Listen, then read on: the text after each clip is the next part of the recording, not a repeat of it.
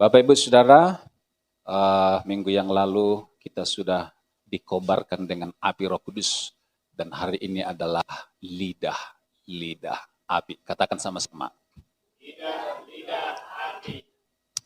Kita mau baca ayatnya Kisah Para Rasul 2 ayat 1 sampai yang keempat. Ketika tiba hari Pentakosta, semua orang percaya berkumpul di satu tempat.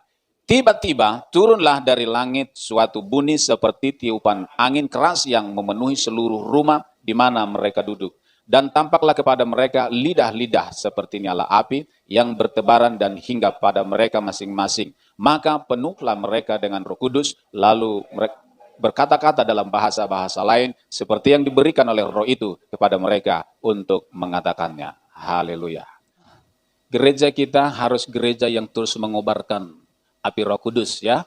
Harus terus mengobarkan api Roh Kudus. Sekalipun doa Pentakosta 10 hari sudah selesai, semangat saudara jangan selesai. Semangat kita harus terus dikobarkan. Karena itulah kekuatan kita, saudara-saudara. Bapak Ibu Saudara, kalau minggu yang lalu tentang nyalakan rohmu, itu berbicara tentang dipenuhi Roh Kudus, kemudian berbahasa roh. Amin. Berbahasa roh. Jadi Bapak Ibu Saudara yang belum menerima baptisan Roh Kudus, saudara terus rindukan. Jadi terus rindukan, amin saudara ya. Oke. Sore hari ini ada 3 hal yang kita mau lihat tentang api Roh Kudus. Yang pertama, api Roh Kudus itu untuk menyucikan. Amin. Api Roh Kudus itu untuk menyucikan. Saudara, saya membuat gambaran seperti ini. Air di dalam gelas, air yang kotor ya. Ini air yang kotor, kemudian hidup yang penuh dengan kotoran dunia ini. Hidup kita ini seringkali seperti ini. Apa isinya? Kekhawatiran, ketakutan, kecemasan, benci, sakit hati, dendam, gampang tersinggung, mutung, apalagi saudara, putus asa, kecewa, dan bunuh diri. Inilah yang ditawarkan oleh dunia kepada kita. Haleluya. Inilah yang ditawarkan oleh dunia kepada semua orang, saudara-saudara. Sebab dunia ini sudah gelap dan dunia ini menawarkan hal-hal seperti ini. Kekhawatiran, ketakutan, kekecewaan, sakit hati, dendam, putus asa, bunuh diri. Iblis datang untuk mencuri, membunuh, dan membinasakan. Wow, saudara, coba lihat dulu wajah kiri kanannya, saudara. Wajah yang berkemenangan atau enggak? Haleluya. Bisa saja saudara kita di gereja penuh dengan kemenangan wajahnya. Pulang dari gereja hari Senin sampai Sabtu. Tidak pernah ada kemenangan. Ngomel terus. Menggerutu terus. Rasanya seperti hidup di neraka.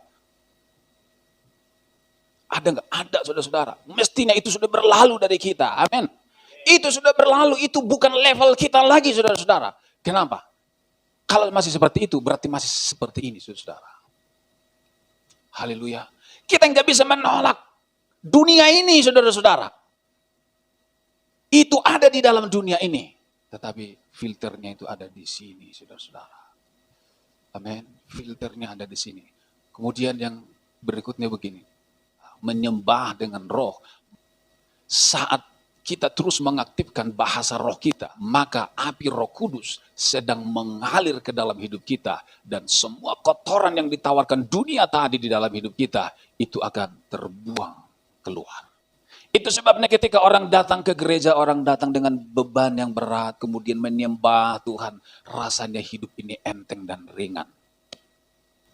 Haleluya, sebab Allah bertata di atas puji-pujian umatnya. Mestinya saudara-saudara, ini yang kita alami ketika kita ibadah. Saudara-saudara, kita mengalami dibebaskan, kita mengalami dipulihkan, kita mengalami ada kekuatan yang baru. Berbahasa roh, ketika kita terus menyembah dengan bahasa roh. Menyembah dengan bahasa roh. Apa yang terjadi saudara-saudara?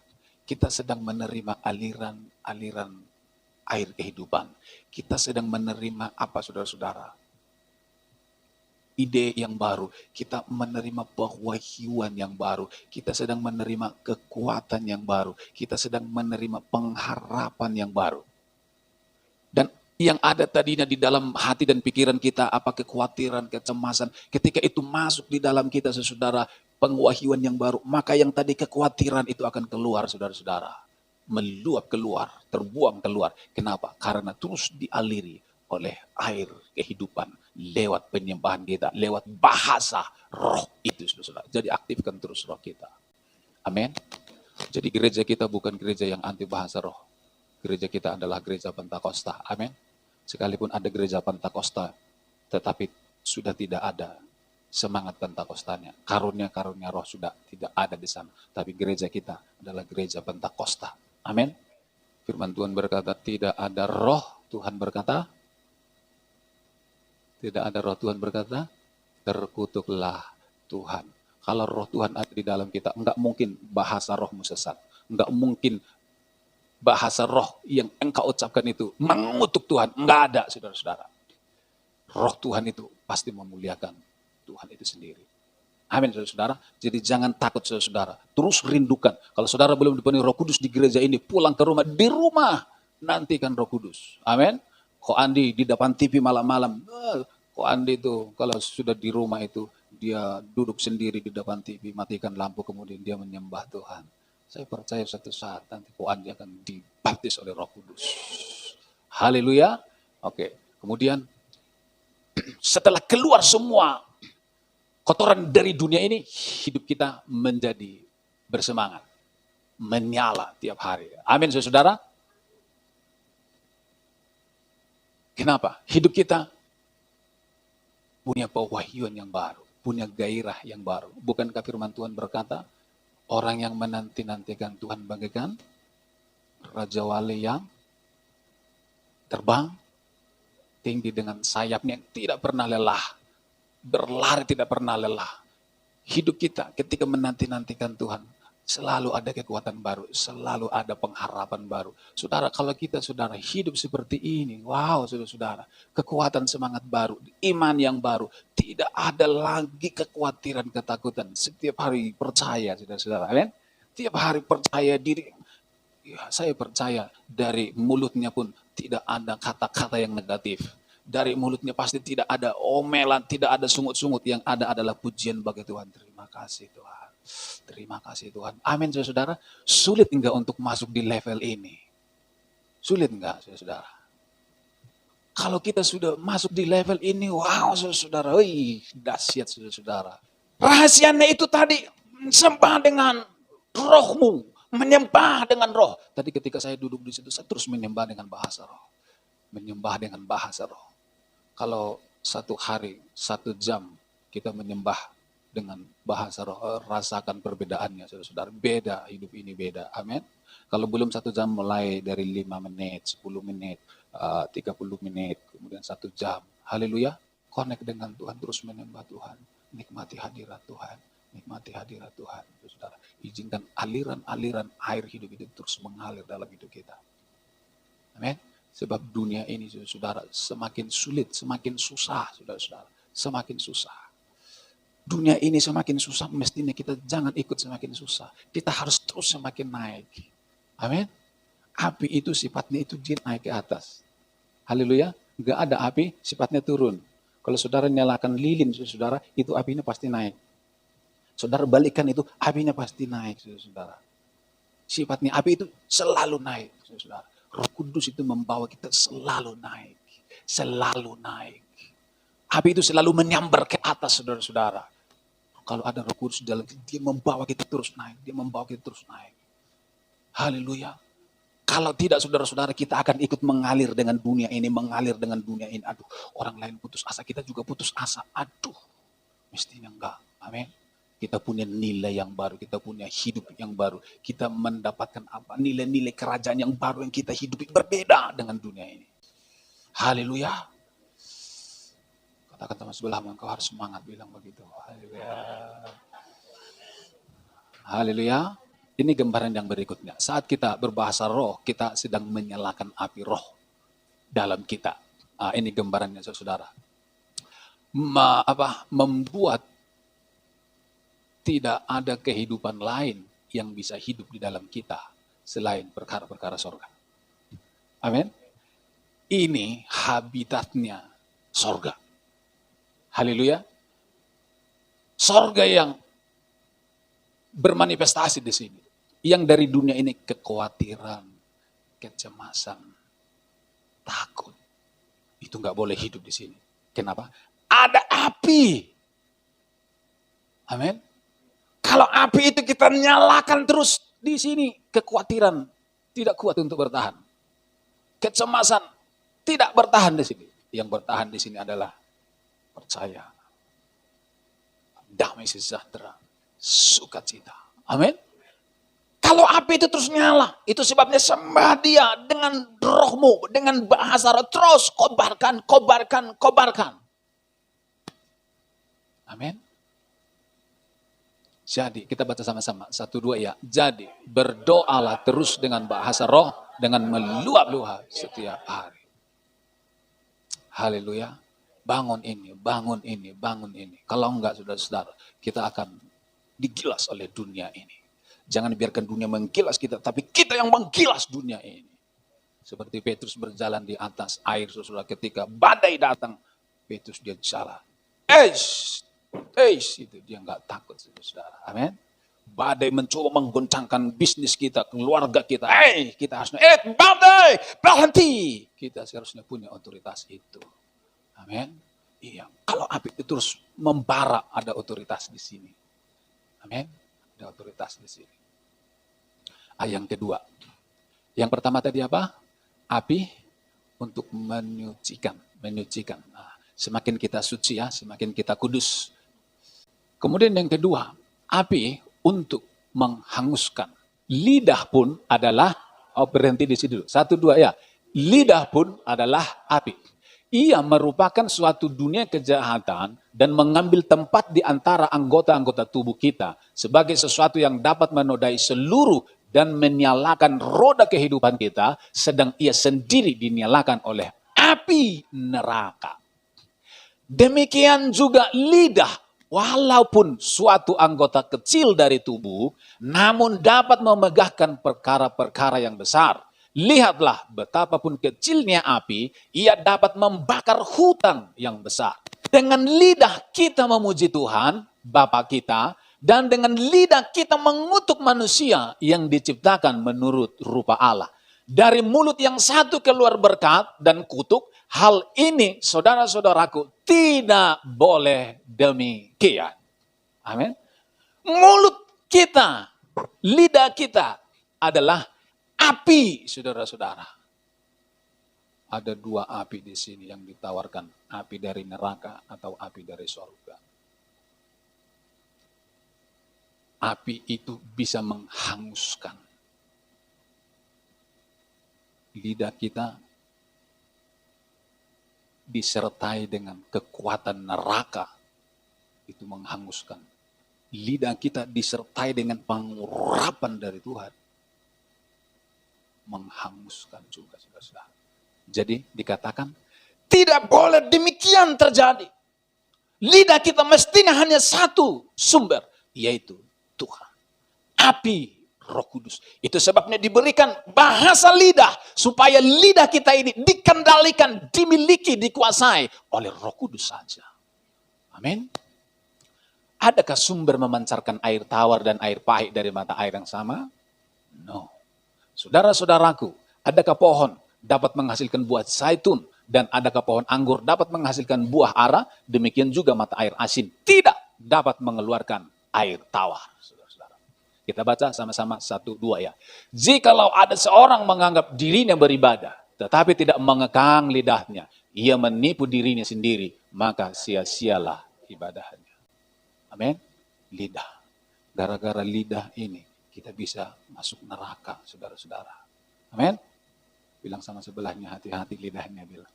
Katakan lagi begini, tapi lidahku harus lebih hati-hati, bilang. 1, 2 ya.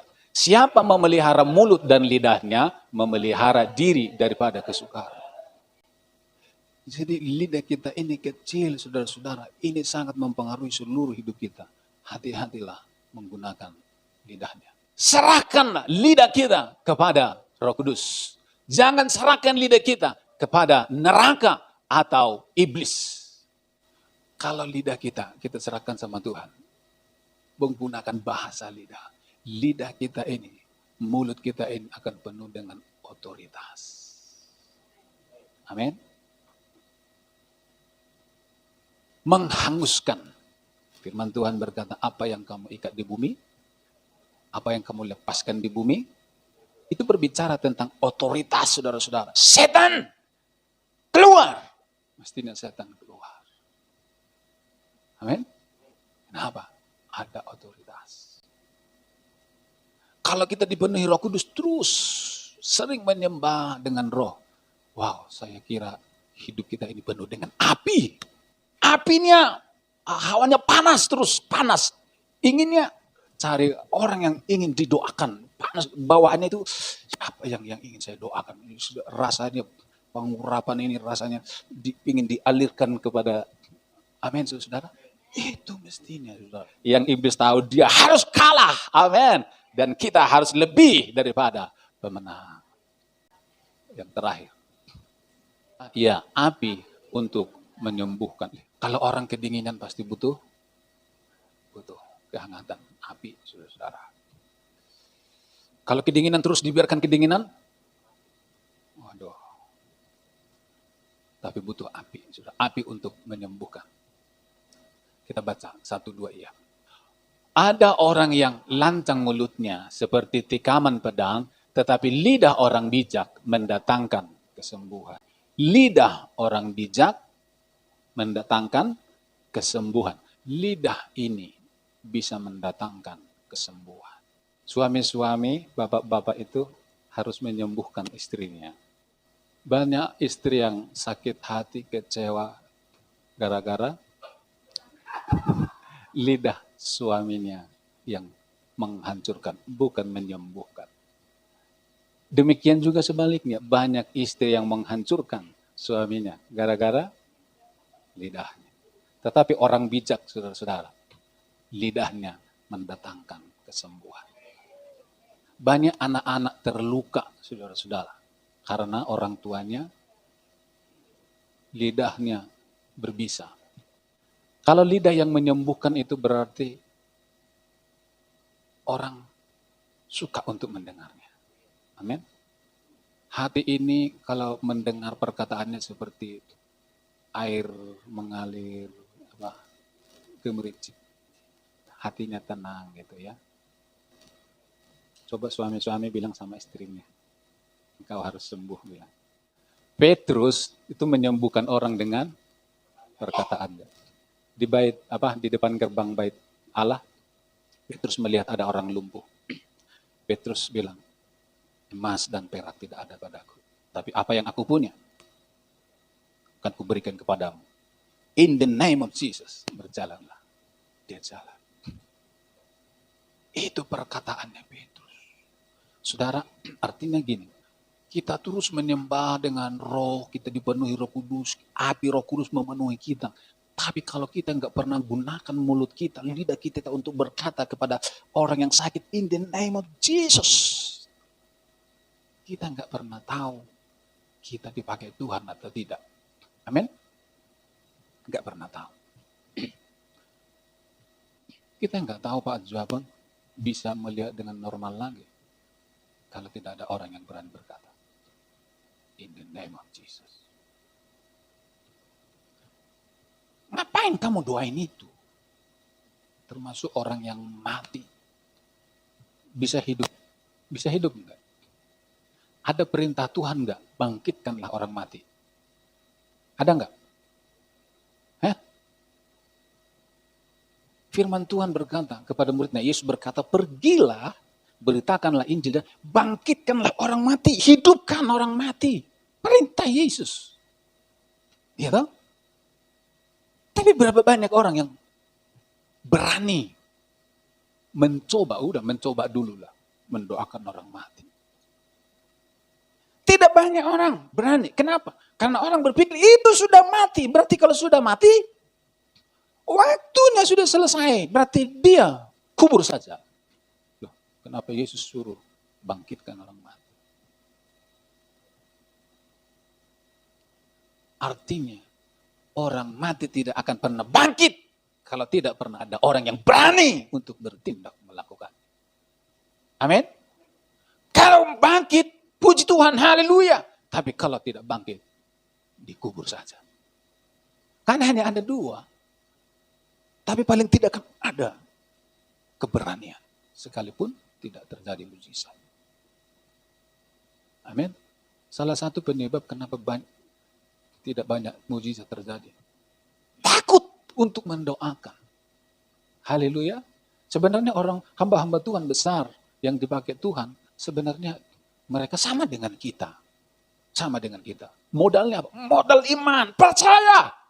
Kadangkala mereka juga heran dengan yang terjadi dengan diri. Kok bisa sembuh? Bisa ya? Dia saja heran. Kenapa? Karena bukan dia yang mengerjakan. Yang mengerjakan adalah Tuhan Yesus. Jadi saudara dan saya, kita sama. Amin. Itu sebabnya aktifkan terus roh kita. Sembah dia dengan rohmu. Sembah engkau semakin dalam, pengurapan engkau akan terus terima, pengurapan yang baru, yang segar, panas. Ketika engkau mendoa, mungkin 1 kali, 2 kali, bahkan sampai 500 kali tidak pernah terjadi apa-apa. Terus lakukan. Sampai 1000 kali tidak apa-apa. Tugas kita adalah mendoakan. Amin. Iya, saudara-saudara. Petrus itu. Petrus artinya batu karang. Yesus berkata, aku akan mendirikan gerejaku di atas batu karang. Alam maut tidak menguasainya. Melainkan kita yang menguasai alam maut dengan perkataan kita. Haleluya. Jadi kalau saudara punya masalah, saudara sakit hati sama seseorang, jangan terbenam di dalam itu. Habis energi saudara. Haleluya, habis. Nggak ada gunanya. Nggak ada gunanya. Coba saudara arahkan hati saudara, pikiran saudara kepada Tuhan. Mulai sembah Tuhan. Terima kehidupan baru. Hidup saudara bergairah, bersemangat. Haleluya. Lupakan hal-hal yang tidak terlalu berdampak buat kita. Fokus kepada hal-hal yang luar biasa dari Tuhan. 1, 2, iya. Aku berkata kepadamu, sesungguhnya apa yang kamu ikat di dunia ini akan terikat di sorga. Dan apa yang kamu lepaskan di dunia akan terlepas di sorga. Hidup dan mati dikuasai lidah. Siapa suka menggemakannya akan memakan buahnya. Gemakan kebenaran. Kebenaran. Amin. Kalau dunia ini positif. Motivator itu fokusnya adalah pikiran positif. Enggak salah sih, saudara. Tapi kita sumbernya adalah firman. Amin. Pikiran positif dengan pikiran firman itu berbeda. Orang dunia ini diajari berpikir positif. Kita di atas berpikiran positif. Kita lebih tinggi, saudara-saudara. Berpikir kebenaran. Haleluya. Iya, saudara-saudara. Kebenaran ini di atas dari positif. Sudah pasti positif. Amin. Kebenaran sudah pasti positif. Tapi kita lebih. Kalau firman yang kita perkatakan, itu punya kuasa. Makanya ketika kita menyembah dengan roh, saya yakin kalau kita sungguh-sungguh terus mengalami, kita pasti menerima pewahyuan, menerima firman, menerima impresi saudara-saudara. Itu yang diperkatakan. Yes, Tuhan, aku percaya. Yang terakhir, jadi 1, 2, iya. Serahkanlah lidah kita untuk dipakai Tuhan jadi alatnya. Untuk menyucikan, menghanguskan musuh, dan menyembuhkan. Kita bangkit berdiri bersama-sama. Pemain musik boleh maju ke depan. Kejarlah Tuhan. Maka engkau akan melihat solusi dari persoalan. Haleluya. Jangan lihat ke bawah, tapi lihat ke atas. Kalau engkau lihat ke bawah, engkau akan menemukan kekecewaan, sakit hati. Rohmu semakin tabar. Tapi kalau engkau mengerahkan hatimu, pikiranmu ke atas, engkau menemukan kekuatan baru. Engkau menemukan semangat baru. Engkau menemukan jawaban-jawaban yang baru. Yang tidak pernah engkau